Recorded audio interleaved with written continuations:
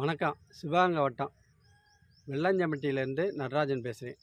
இந்த ஏரியாவில் EB line தட்டுதா சொல்லி ஈபிக்கும் இந்த விறகுக்கும் சம்மந்தம் இல்லாமல் 300 அடி தூரத்தில் இருந்து கன்றமணிக்கத்தை சேர்ந்த மின்சார ஊழியர் சுக்கனாபுரம் பகுதியை சேர்ந்தவர் ஜெகதீஷ் என்பவர் அவரோட கூட்டணியோட விறகு வியாபாரி பூமிநாதன் கூட்டணியில் இந்த விறகை சம்மந்தமில்லாத இடத்துல வெட்டி கடத்திருக்காங்க. இதை ஊர் மக்கள் தடுத்து நிறுத்தி இது வரைக்கும் நிறுத்திருக்காங்க.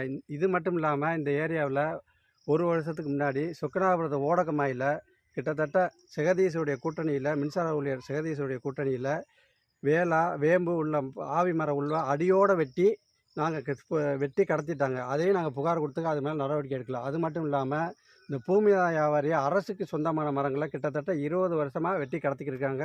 இவர் மேலே பல்வேறு புகார்கள் சமூகதாரர்களும் நானும் கொடுத்துருக்கேன். இது வரைக்கும் நடவடிக்கை எடுக்கல, வழக்கும் இருக்குது.